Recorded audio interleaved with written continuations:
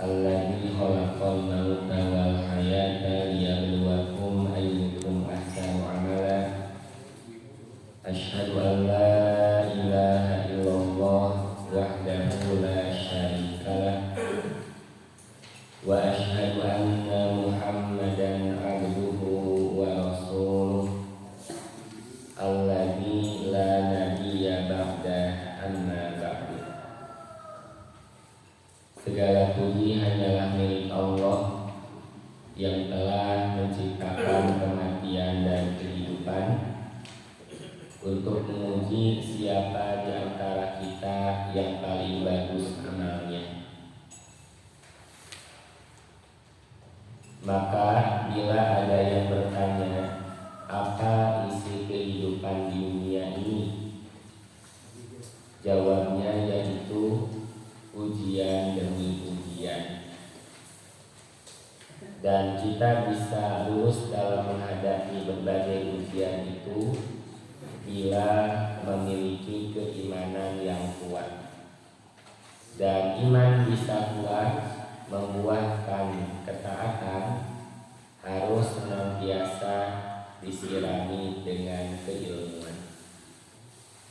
Maka syukur alhamdulillah Allah masih memberikan kita umur, dibarengi dengan kemauan serta kemampuan, sehingga saya merasa senang sekali bisa kembali bertemu di majelis ilmu bersama jamaah sekalian untuk kita mengkaji ayat-ayat Al-Quran, mengkaji hadis-hadis Nabi SAW sebagai petunjuk dari Allah Subhanahu wa Ta'ala agar kita lurus dalam mengarungi kehidupan di dunia. Hadirin, materi yang akan kita kaji mengenai berita yang banyak terjadi tentang kondisi seseorang yang melakukan tindakan bunuh diri.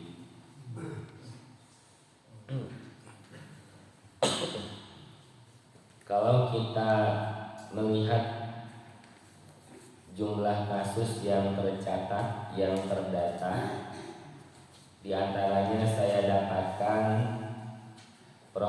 provinsi dengan kasus bunuh diri terbanyak ini per 1 Januari sampai 20 Juli tahun 2023. Dan tahun ini jumlahnya lebih meningkat lagi, Pak. Jadi sekarang kita lihat jumlah kasus bunuh diri terbanyak tiap provinsi per 1 Januari sampai 20 Juni 2023. Paling banyak terdapat di Provinsi Jawa Tengah dengan jumlah kasus 253, Pak. Yang kedua di Jawa Timur 128, yang ketiga di Bali 61 kasus, yang keempat di kita Jawa Barat 39 kasus, dan yang kelima di Yogyakarta 31 kasus. Ini data yang tercatat pada 2023. Data tersebut pun tidak full 1 tahun. Dan tahun ini diberitakan jumlahnya lebih meningkat lagi. Nah, yang terbaru sebagaimana diberitakan, di antara motifnya itu adalah karena sudah tidak kuat menghadapi orang-orang di lingkungannya yang banyak membuli, banyak melakukan tindak perundungan. Kasus mahasiswa di Bali ini, Pak, asalnya dari Bandung, kuliah di Bali, loncat dari gedung lantai 4 dikarenakan sudah tidak kuat banyak teman-temannya yang melakukan tindak perundungan.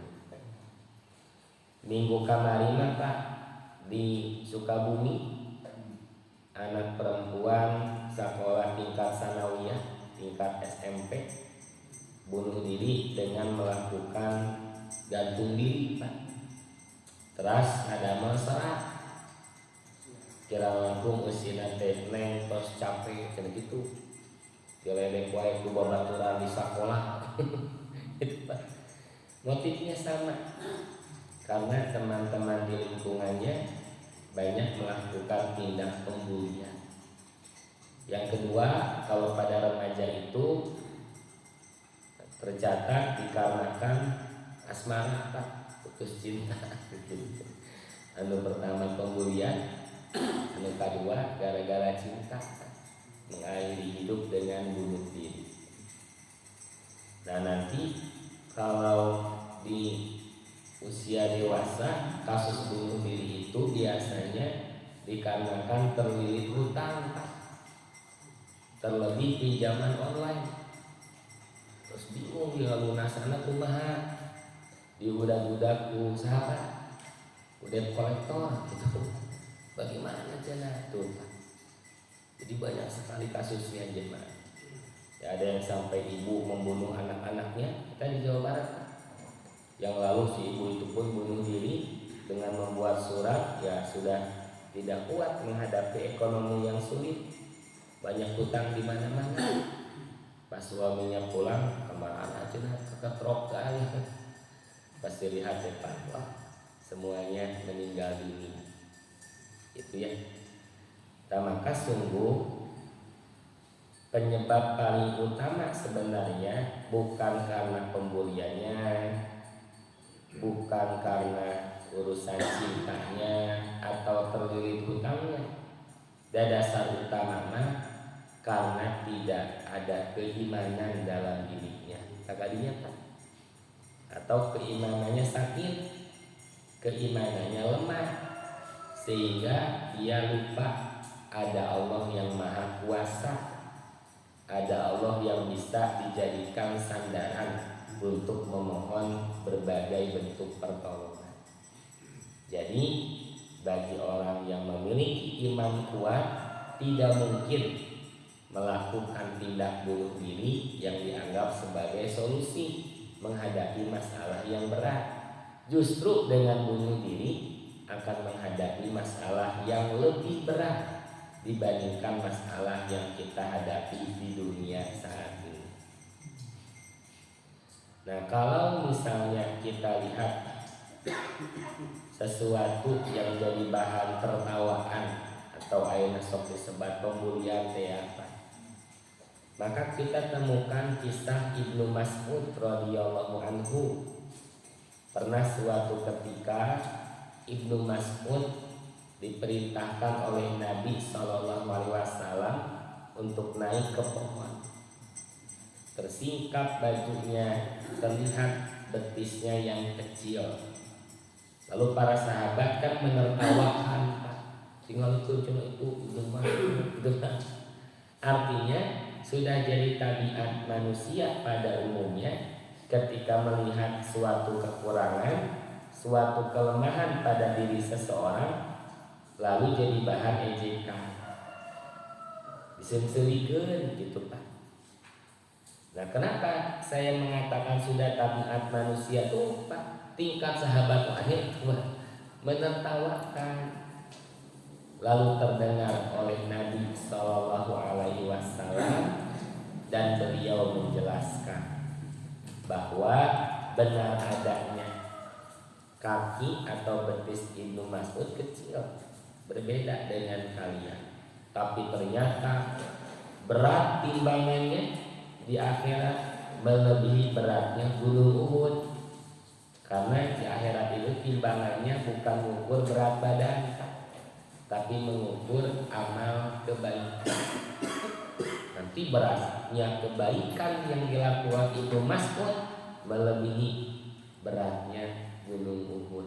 Dari sini sikap yang ditunjukkan oleh Nabi SAW menjelaskan kelebihan yang dimiliki oleh Ibnu Mas'ud radhiyallahu anhu, di samping ada kelemahan pada dirinya. Betul adanya kaki Ibnu Mas'ud seperti itu, tapi dia tidak menjadikan suatu kelemahan, tidak dijadikan sebagai penghalang untuk pergi ke tempat-tempat yang Allah ridhoi. Maka cara yang kita lakukan pun harus sama jamaah. Ada sisi kekurangan pada diri seseorang. Kita sebagai guru menghadapi peserta didik kan tidak sama semuanya jamaah. Saat ada orang kurang di satu bidang tertentu, pasti punya potensi kelebihan di bidang yang lainnya. Maka yang itu yang harus diangkat. Kelebihan itu yang harus kita sampaikan agar memunculkan rasa percaya diri pada orang tersebut dan diakui oleh teman-teman yang ada di sekitarnya. Selanjutnya Nabi SAW bersabda, Innallaha la yanzuru ila suwarikum.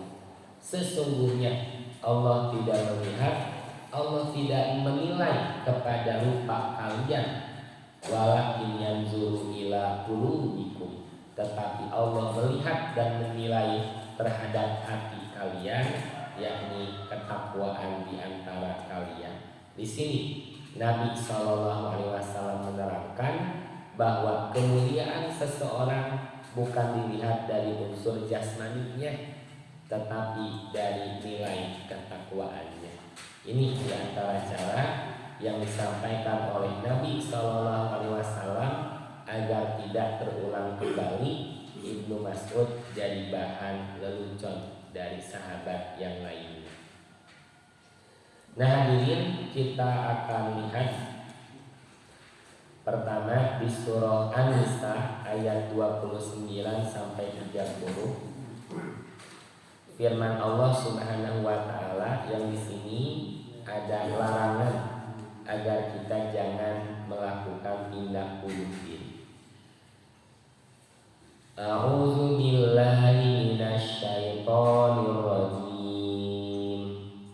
Ya ayyuhalladzina amanu, wahai orang-orang yang beriman. Jadi di ayat ini Pak, pertama kali Allah menyeru kepada orang-orang yang beriman.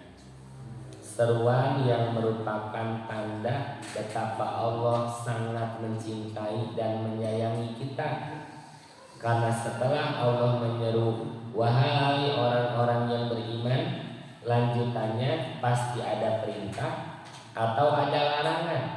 Yang perintah dan larangan itu bisa kita taati saat memiliki iman yang kuat. Ya ayyuhalladzina amanu, wahai orang-orang yang beriman, la ta'kulu amwalakum bainakum bil batil. Janganlah kamu memakan harta di antaramu dengan cara yang batil, dengan cara yang tidak benar, tidak Allah ridhoi. Nah ini larangan pertama, bahwa kita jangan sampai memakan harta di antara kita dengan cara yang batil. Nah bagaimana saya ada hartanya tidak dipakai makan, itu Pak, hasil korupsinya dipeserkeun taneuh, dipeserkeun mobil, kan tekalebat larangan ayat ieu tuh Pak. Jadi disebutkan jangan memakan bukan pengkhususan, tapi menjelaskan bahwa paling utama kita mencari pendapatan, mencari uang itu paling utama untuk makan. Karena itu kebutuhan pokok dalam hidup kita. Selebihnya sama, selebihnya pun berbicara kebutuhan. Jadi larangan memakan di sini bukan berarti penghususan memakan, tapi mengambil, memiliki atau memanfaatkan dalam bentuk yang lainnya pun bila caranya batil maka itu terlarang. Illa an takuna tijaratan al-taradin minkum, kecuali berupa perniagaan atas dasar suka sama suka di antara kamu tuh Pak. Jadi kecuali atas dasar perniagaan atau jual beli, mau bentuknya barang atau bentuknya jasa, yang saling ridho antara satu dengan yang lainnya. Misalnya kita Pak menjadi pembeli, kita punya hak khiyar namanya Pak. Khiyar itu hak memilah-milih barang sehingga mendapatkan yang cocok. Hak memilih harga atau menawar harga sehingga cocok dengan kemampuan diri untuk membelinya. Kalau misalnya kita sebagai pembeli tidak diberikan hak khiyar, tong dipilihan Pak buah anak yuk sekolah abdi musim mana Pak dipilihan ke bapak teu kenging milihan tah bapak terjoli leres we pasti di kabumi teh dipesek eta buah hararasu sadayana malihat seueur nu buruk oge Pak tah berarti tidak saling ridho ya. Atau misalnya si emang Pak anu diriung ku pembeli punten biasana ibu-ibu Pak yuk nawarna teu kira-kira si emang teh ditawis padiriung ku ibu mang tah 50.000 we mang teu tiasa tuh Bu Haji 60 paling oke aku naon itu gari paling itu kenging 50 padahal bohong Pak kumaha tos kapaksa si emang teh diserang ku 10-an ibu-ibu teh Pak ya tuh mantau teh 50 bari nambah Pak Mang baraha masyarna hiji we ipok teh hiji pajar teh bade 10-an meser. Nah, si emang teh kapaksa Pak, jangan daun capek teh aya bati. Nah, pedah diriung Pak ditawarna teh kira-kira nya sok lah dipasihan. Tah, teu ridho Pak. Pokona mah kedah saling ridho antara pembeli dan penjual.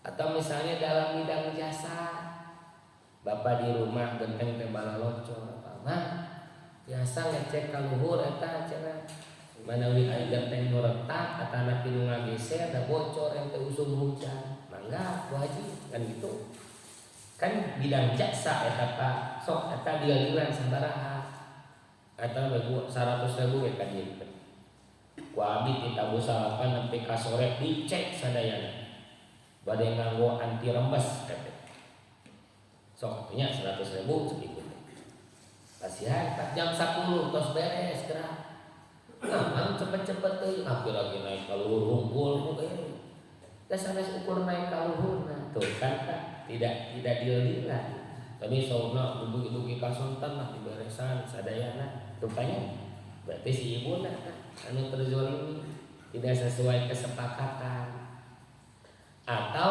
lo si mang teh dugi kasontan turun Pak waktu asar teh terus meresan balalocor sok mana Bu cenah 100.000 na cenah saya pun tadi kasih emang sayur ke dia cenah besok dia gitu berat ya kan tidak demikian pokoknya mah kedah saling ridho we eta mah itu ya jalan ketika kita saling ridho sehingga mendapatkan keridhoan Allah pula dalam transaksi jual beli atau hubungan yang lainnya.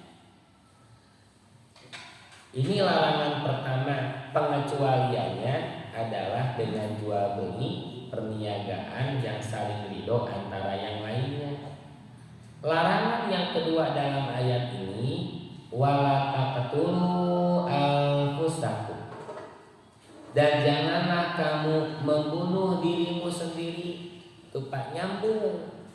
Nah setelah larangan memakan harta dengan cara batil, lanjutannya jangan melakukan tindak bunuh diri. Artinya di sini Allah menjelaskan tindakan bunuh diri paling banyak disebabkan urusan tadi Pak mencari keuntungan, urusan mengejar dunia yang tidak tersampai atau terkalahkan dalam persaingan hidup, urusan ekonomi yang sulit, dan urusan-urusan yang lainnya yang berhubungan dengan kepemilikan harta dunia yang sifatnya padahal hanya sementara. Innallaha kana bikum rahimah. Sesungguhnya Allah adalah Maha Penyayang kepada kamu. Jadi oleh Allah dirangkul Pak. Jadi tidak ada ancaman, tidak begini. Jangan bunuh diri karena nanti mendapatkan azab yang keras, siksaan yang berat dan begitu Pak. Tapi ku Allah tadi bageran dirangkul. Jangan melakukan bunuh diri. Kan sungguh ada Allah yang Maha Penyayang. Artinya orang ini tidak tahu kemana minta pertolongan, merasa tidak ada yang memperhatikan, tidak ada yang menyayangi, sehingga bisa memberikan solusi. Bingung Pak kemana balik muntah tuh. Maka lanjutannya, jangan kamu membunuh dirimu sendiri, karena sungguh Allah Maha Penyayang kepada kamu. Itu Pak. Kan ada Allah yang Maha Penyayang, ada Allah yang bisa memberikan kemudahan dalam permasalahan hidup yang kamu hadapi. Nah, milih jalan bunuh diri itu Pak. Jadi kalau kita meyakini ada Allah yang Maha Penyayang, tidak mungkin seseorang melakukan tindak bunuh diri. Dia akan sadar, dia akan berpikiran jernih, mengedepankan hati nurani, sehingga menjalani hidup dengan penuh semangat dan optimis dalam menghadapi segalanya. Nah gitu Pak. Ayat berikutnya baru di sini Allah memberikan ancaman, wa may yaf'al dzalika, barang siapa yang berbuat demikian, mengambil harta dengan cara yang batil, yang kedua melakukan tindak bunuh diri, wa may yaf'al dzalika udwanan wa zulma, siapa yang berbuat demikian dengan cara melanggar aturan dan berbuat zalim, fasaufa nuslihi naro, kelak kami masukkan dia ke dalam neraka, wa kana dzalika 'alallahi yasiro, yang demikian itu adalah mudah bagi Allah. Jadi yang kita anggap sulit bagi Allah mah mudah. Nah sekarang kita akan lihat penjelasan dalam kitab tafsirnya. Pertama, dalam tafsir Al-Munir diterangkan, wala taqtulu anfusakum, maknahu fi zahiri, maknanya menurut zahir adalah an-qatlil mu'mini nafsahu, melarang mukmin membunuh dirinya, fi hali ghadabin, dalam keadaan marah, au dojalin, atau jemu, huwa al-intihar, yaitu bunuh diri. Jadi makna secara zahir ya bunuh diri, betulan Pak. Alasannya apa? Karena marah atau karena jemu. Jadi emosi memuncak, Pak, ambek gitu kan, bunuh diri. Marah misalnya, cinta bertepuk sebelah tangan gitu. Marah Pak, cinta tidak terbalaskan atau ditinggalkan kekasih dia, ambek gitu Pak, bunuh diri. Atau jemu, seorang teh ya jemu terus bosan Pak kemana, itu mencari jalan kan gitu, bunuh diri dewa. Ya. Dan sungguh bagi orang beriman, saat kita punya lingkungan orang-orang di sekitar yang sama-sama berjuang dalam ketakwaan, pasti akan saling menguatkan Pak. Tidak mungkin memilih misalnya pinjaman online untuk dimintai pertolongan malah kejebak Pak. Bakal kejebak itu. Jadi pasti lingkungan pun mempengaruhi. Kalau lingkungannya orang-orang soleh, ahli pengawasan seperti jamaah hijrah, tidak akan mungkin memilih pinjaman seperti itu ya yang dijadikan solusi etama badai kanggo modal Pak, atau untuk urusan yang lain.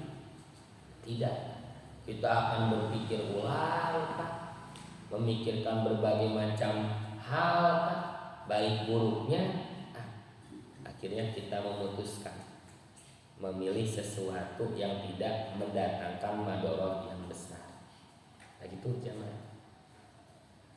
Terus dalam kitab Fathul Qadir, wala taqtulu anfusakum, yaitu la yaqtul ba'dukum ayyuhal muslimuna ba'dan illa bisababin asbab syar'u.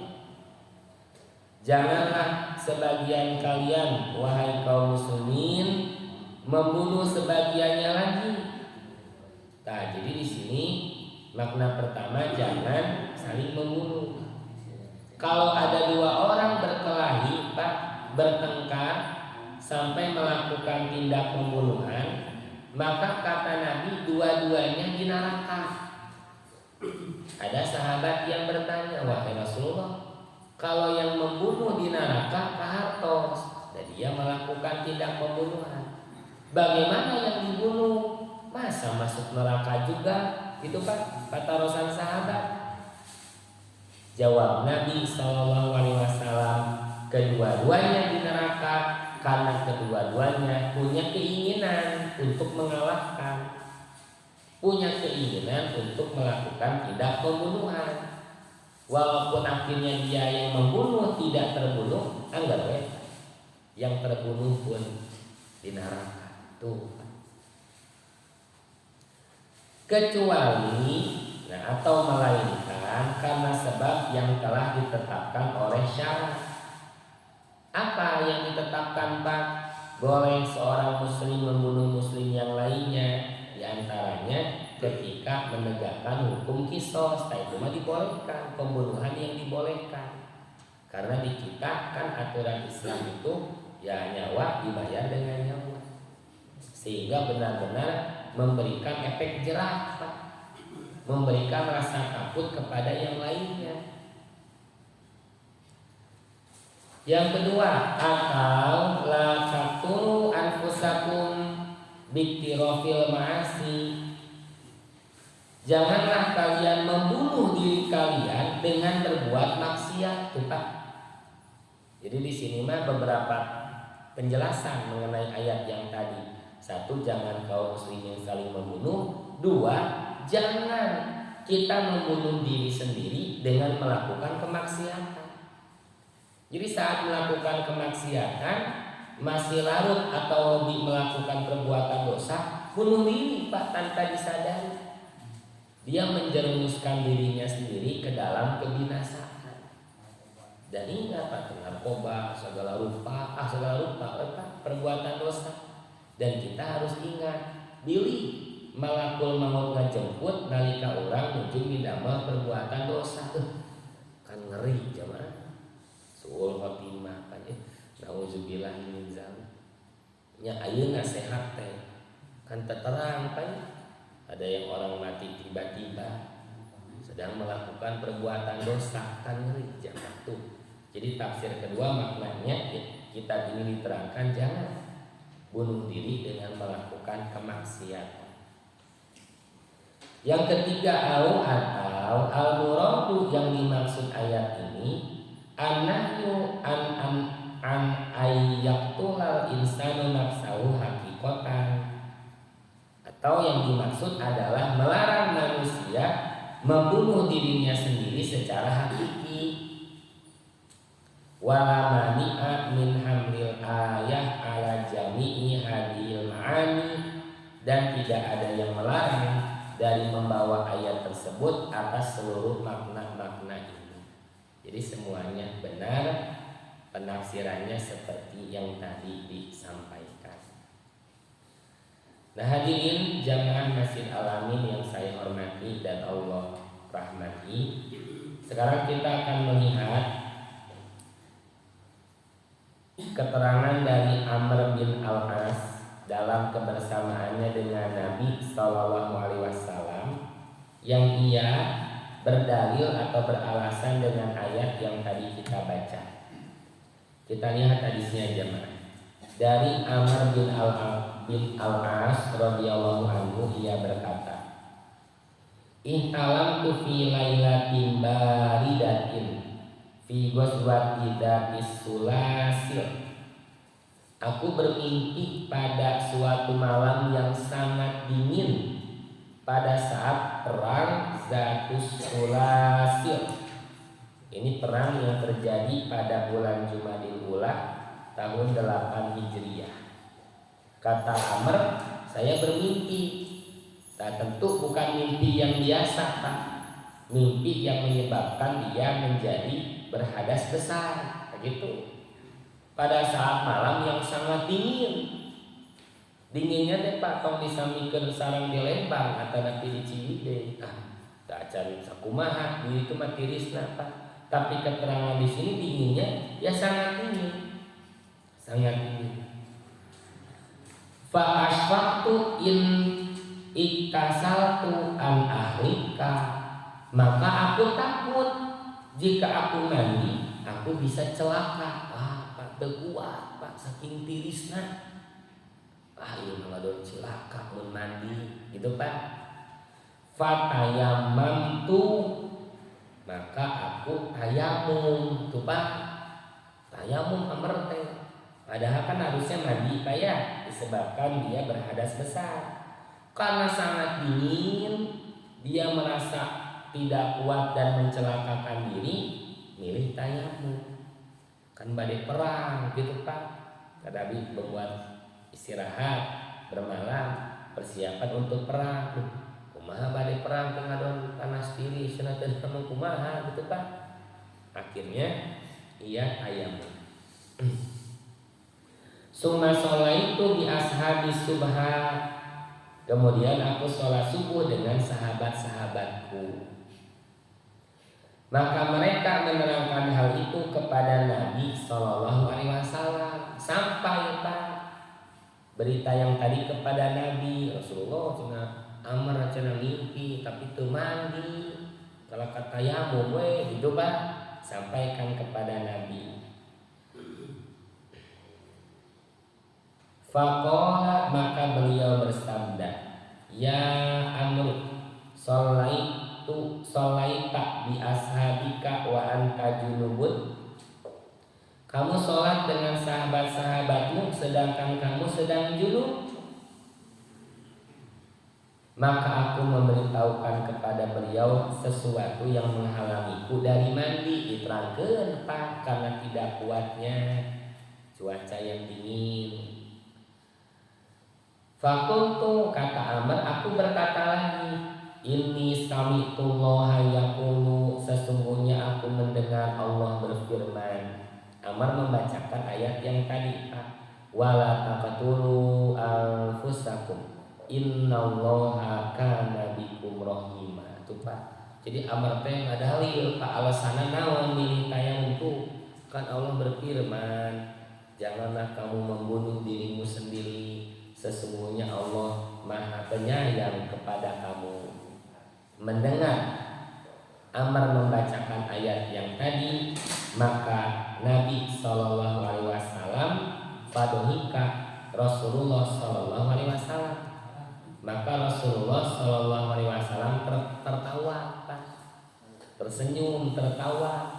Walam yakul syai'an, dan beliau tidak mengucapkan apapun. Jadi Nabi tersenyum sampai tertawa menunjukkan boleh atau tidak Pak yang dilakukan Amr. Ingin Pak? Nabi mengiyakan tidak? Mengiyakan. Kalau Nabi menganggap tidak boleh, pasti beliau menyuruh Amr mandi, terus diulangi sholat deui. Tapi Nabi hanya tersenyum sampai tertawa, tapi tidak mengucapkan apa-apa, menunjukkan Nabi mengiyakan terhadap apa yang dilakukan Amr bin Al-As. Jadi dari hadis ini kita pun mendapatkan pelajaran berharga bahwa ternyata tayamum bukan hanya untuk pengganti wudhu, tapi bisa juga menjadi pengganti mandi ketika berhadas besar. Nah, pernah ada yang bertanya Pak, seorang ibu sakit Pak, lalu sedang haid. Udah bersih haidnya tapi kondisi masih sakit Pak Murian. Ibab teh moal kuat, jangankan mandi besar. Ukur wudhu saja kena air atau kuat. Cuci piring saja ditinggalkan karena kondisi Murian. Tapi sudah berhenti haidnya, kan sudah terkena kewajiban sholat Pak. Kumaha cenah ieu toharohna bebersihna sedangkan ibu teu kuat mandi, kondisi sedang sakit. Maka berdasarkan hadis ini boleh tayamum. Dan sudah terkena kewajiban sholat, atos bersih, sudah berhenti darah haidnya, maka toharohnya ingin tayamum. Nanti kalau sudah sehat, baru di situ mandi, gitu kan? Ya, jadi ternyata dari hadis riwayat Imam Ahmad yang ini makna wala taqtulu anfusakum bisa kita pahami pula bahwa kita jangan sampai melakukan sesuatu yang memudaratkan diri kita, mencelakakan diri sendiri, apalagi sampai menyebabkan kematian. Itu kan? Ya, apa saja ini. Selanjutnya kita akan lihat apa yang akan terjadi pada orang ketika melakukan tindak bunuh diri. Nanti di akhiratnya bagaimana, gitu Pak. Dalam hadis riwayat Imam Al-Bukhari dari Abu Hurairah radhiyallahu anhu, Nabi sallallahu alaihi wasallam bersabda, "Alladzi yakhluqu nafsahu yakhluquha finnar." Orang yang mencekik dirinya sendiri akan mencekiknya juga dalam neraka. Walladzi yaquluha yakumuha finna, orang yang menikamnya akan menikamnya dalam neraka. Nah, halaman berikutnya masih dalam riwayat Imam Al-Bukhari, Rasulullah sallallahu alaihi wasallam bersabda, "Man qatala nafsahu bi syai'in fid dunya." Barang siapa yang membunuh dirinya sendiri dengan suatu cara yang ada di dunia, udziba bihi yaumal qiyamah, niscaya ia akan disiksa dengan cara seperti itu pula pada hari kiamat. Bunuh dirina loncat Pak, ngajrengta di lantai 10 misalnya, maka di neraka pun disiksana dilempar-lempar Pak, kebayang. Bunuh dirina gantung diri sami Pak, digantung aja terus di neraka.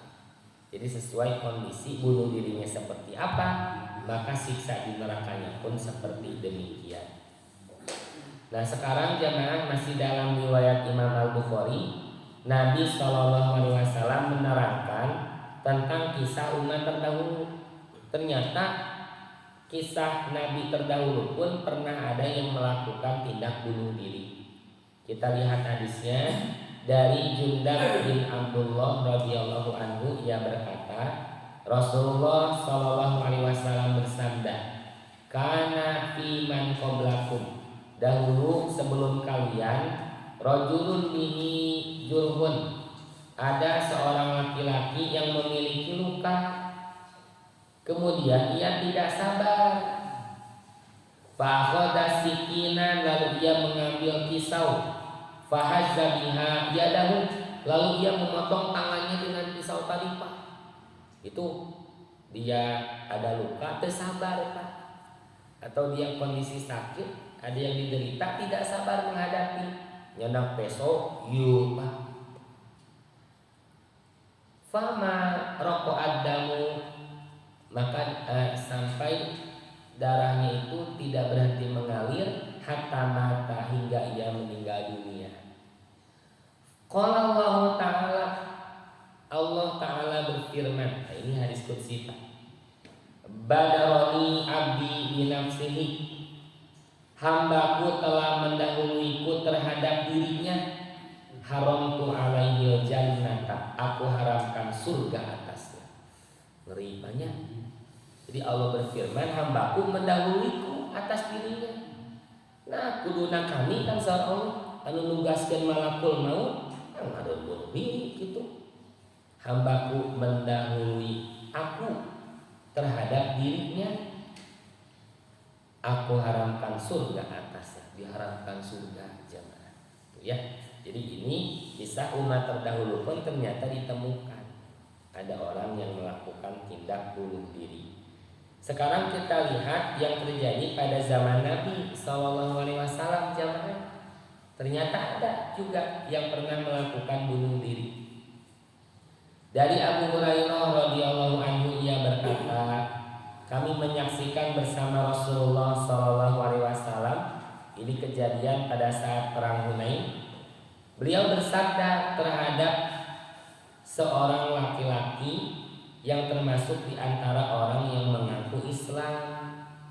Beliau bersabda, hada min ahli nar, orang ini termasuk ahli neraka. Tuh Pak. Tentu sabda Nabi ini berdasarkan wahyu. Jadi Nabi menyatakan orang ini ahli neraka. Kalau kita boleh Pak menyebutkan si fulan kena neraka, kayak gitu Pak. Oke, jangan Pak. Ya ada orang melakukan perbuatan dosa masih resep maksiat Pak.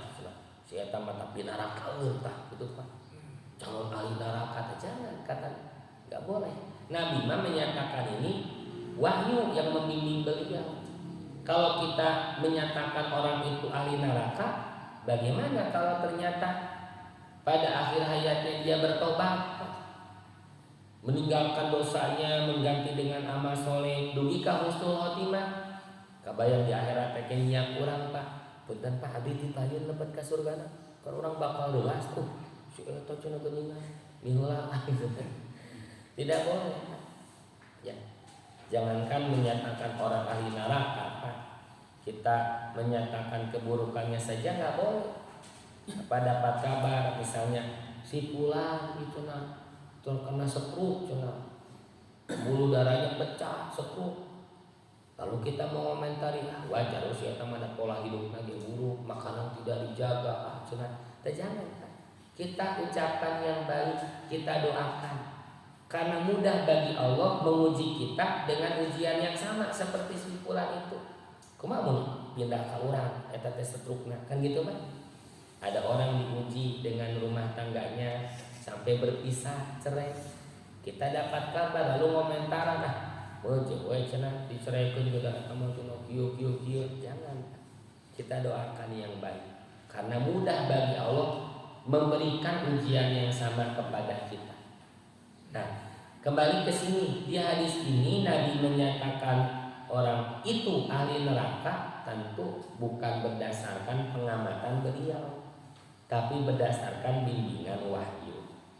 Lanjutannya Pak, ternyata orang yang tadi Nabi nyatakan neraka, kata sahabat berperangnya sangat hebat Pak. Berperangnya tewa membuat yang lain takjub. Sampai para sahabat ragu, wahai Rasulullah, yang engkau sebutkan ahli neraka geningan berperang teh hebat pisan gitu Pak. Kita lan syadidan itu Pak, sangat keras berperangnya teh. Sampai sahabat ragu hingga akhirnya datang seorang laki-laki yang memberikan penjelasan, wahai Rasulullah, orang yang engkau nyatakan neraka ternyata benar adanya. Dia terluka, tidak sabar menahan lukanya hingga akhirnya bunuh diri. Itu Pak. Jadi ayah saksi geningan yang tadi awalnya sahabat ragu, datang Pak yang memberikan penjelasan. Faqala, maka beliau bersabda, Allahu Akbar, Allah yang maha besar. Asyhadu anni Abdullah wa Rasuluh, aku bersaksi sungguh aku adalah hamba Allah dan utusannya. Mengapa kalian tadi ada yang ragu? Apalan aku teh utusan Allah. Jadi yang tadi dinyatakan Nabi adalah wahyu dari Allah Subhanahu wa taala. Summa amara Bilal, kemudian beliau memerintahkan Bilal, fanada binnas, menyeru manusia, innahu la yadkhulul jannah illa nafsun muslimah, bahwa tidak akan masuk surga melainkan jiwa yang berserah diri. Berarti yang tadi bunuh diri itu tidak berserah diri, ya, maka tidak akan masuk surga. Dan sesungguhnya Allah menguatkan agama ini birrajulil fajir, dengan laki-laki yang durhaka. Kan tadi ikut perang Pak, pada akhirnya bunuh diri. Kata Nabi, Allah menguatkan agama ini dengan laki-laki yang durhaka. Tuh Pak. Hadis terakhir jamaah, ini pun sama kasus bunuh diri. Dari Jabir bin Samurah radhiyallahu anhu, ia berkata, Utiyan Nabi sallallahu alaihi wasallam birojulin qatala nafsahu. Dihadapkan kepada Nabi sallallahu alaihi wasallam seorang lelaki yang telah bunuh diri dengan anak panah. Falam yusolli alaihi, kata Jabir, maka beliau tidak mensolatinya. Tuh Pak. Nah tentu ini bukan berlaku umum Pak. Ya. Jadi sebagai tanda tidak layak mendapatkan doa dari Nabi orang yang mati bunuh diri, dan untuk memberikan efek jerak terhadap yang lainnya bahwa bunuh diri dilakukan hanya bagi orang-orang yang tidak yakin terhadap rahmat Allah, putus asa dari rahmat Allah, tidak menjadikan Allah sebagai sandaran utama, maka memilih bunuh diri sebagai solusi. Nah hadirin, di sini Nabi bukannya melarang jangan mensolati, bukan. Artinya ada ya orang-orang yang ngurus Pak, gerak diantep mayat kan dosa tuh sarerea. Tapi beliau tidak menyolati, menunjukkan ya tidak layak tingkat Nabi nyolatan kepada orang yang mati bunuh diri. Jangankan bunuh diri Pak, lu masih galuh utang wae can jelas saha nu ngajamina, Nabi teh janten nyolatan. Sampai akhirnya pernah Abu Bakar ngacu, wahai Rasulullah, saya yang menjamin hutangnya. Nembe Nabi teh nyolatan. Hebat kata Abu Bakar Pak ya. Tanpa bertanya memang hutangna sabaraha teu naros kitu Abu Bakar. Jadi tiap keluarga teh sanggup ya menjamin hutangnya kan berat berarti Pak. Tapi Abu Bakar hebat ngacu, saya memeresan hutangna. Nembe Nabi teh nyolatan. Tuh Pak. Di sini lebih dari orang punya hutang Pak. Bunuh diri, maka falam yusolli alaihi, maka beliau tidak nyolatan. Maka bagi kita pun demikian jamaah. Bapak sebagai pimpinan pengurus masjid di sini, misalnya tanya nauzubillah min zalik, di lingkungan sini ada yang bunuh diri sebagai efek jerak karena Bapak mas sebagai picontoheun misalnya di dia, nah yuk Bapak mah teh nyolatan. Sok we pihak keluarga, saudara dekat, ya. Bapak orang terpandang yang berpengaruh, Bapak mundur lah. Wah nyolatan dak bunuh diri, gitu Pak. Itu diantaranya. Alhamdulillah, wallahu a'lam bishawab. Demikian jamaah. Ya, insyaallah kita mah moal dugikan ka bunuh diri mah lebih pisan banyak. Tapi kita mangga. Eta kajantenan kan gitu. Jadi abdi di Indon ini dia ada Dewi. Tetangga abdi jadi ngirit ieu. Terus bunuh diri anjeunna teh sebagai di kantor istri kedamang gitu. Ya kayak keadaan darurat pisan gitu. Imannya lempet saya pikir saya jadi nyelem. Nah, terus ada bunuh diri terus nyata nunggu ya pada daya ngurus. Karena kamu ngaibakan didinya ge, kamu menjaga di eta kuat didi. Dia tadi diibakan di bumi api diurus gitu ya. Terus ayat di Al-Munawwarah yang Ustaz Sudikin. Jadi salatkeun gitu lah, salatkeun di Makambi gitu.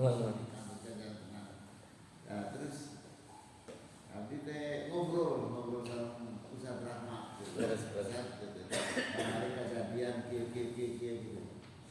Ada kajian salatan ya mau katebus gitu.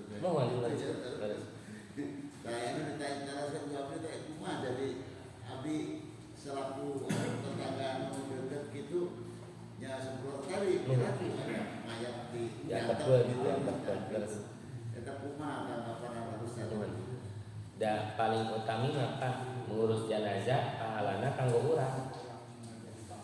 Bagaimana doa kita di sholat jenazah berpengaruh tidak terhadap jenazah dari sholatan ku urang dan tergantung amanah. Ya saur Ustaz Rahmat kitu ge memang keterangannya di neraka we Pak. Tuh sampai tadi aku saur Allah berfirman aku haramkan ku surga atasnya. Dugi ka kitu Pak. Jadi makanya Nabi tidak nyolatannya moal pengaruh. Tapi kumaha nu sanesna kan Nabi tidak melarang yang lain Pak. Karena aku diantep gitu ya. Termasuk Pak Haji ke ngurus. Pak Haji we turun gitu nya. Canda ka masjidnya. Nah gitu. Ke pahala kanggo bapak, kanggo nu disolatan mah ya. Moal bisa menembus teh ya. Karena dia putus asa dari rahmat Allah, dia tidak iman kepada Allah sama dengan tidak iman gitu. Dan ketika ada yang mengetahui jamaah kondisinya yang sulit lalu tidak memberikan bantuan, tidak memberikan kemudahan, nah, itu orang terlibat ya berdosa besar karena sama dengan membiarkan dan mengiyakan untuk dia melakukan tindak bunuh diri. Terlebih nyambung Pak Pak. Paling bertanggung jawab ya para orang yang punya kebijakan. Ya, seperti sok Pak, banyak kasus judi online enak. Judi online, pinjaman online terus ditutang atau sampai abdi gaduh jamaah Pak datang ke rumahnya minta tolong Pak nambut 2 juta terus dugi ke belasan juta tuh Pak 16 atau 17 juta eta bingung atuh Pak datang tetega datang jumbar-jumbar aya kolektor Pak aya anu 5 anak tuh tos bias ngetrok da apa hanya tahu orang ini ngontrak di situ nya ada orang yang dimintai tolong syukurna ahli masjid ahli pangaosan dibantos Pak tadi dibantos Pak diberikan kemudahan saja Ustaz kalau saya nggak ini saya jadi tak bunuh diri tuh gitu Pak solusi gue tadi malam-malam keketrok sudah desa tolong saya udah bingung ke siapa cina apa diancam kuda kotor ibadah yang disita teh aya barang nanaon atau rumah ngontrak naon dicandak gitu dan itu Pak diantaranya ya.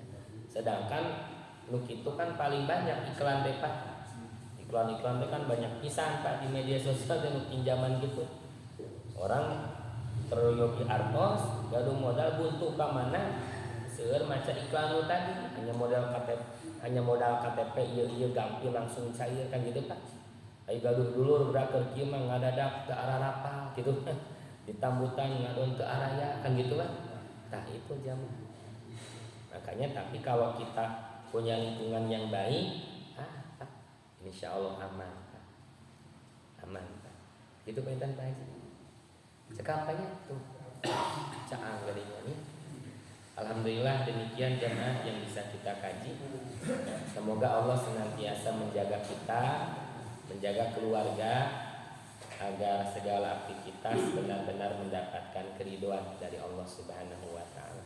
Mohon maaf atas segala kekurangannya. Terima kasih jamaah untuk kehadiran dan kebersamaannya. Insyaallah Rabu depan kita lanjutkan. Semoga masih Allah berikan kesempatan jamaah semuanya sehat walafiat. Rabbana atina fid dunya hasanah wa fil akhirati hasanah wa qina adzabannar. Aqulu qauli hada wa astaghfirullah li wa lakum. Wassalamualaikum warahmatullahi wabarakatuh.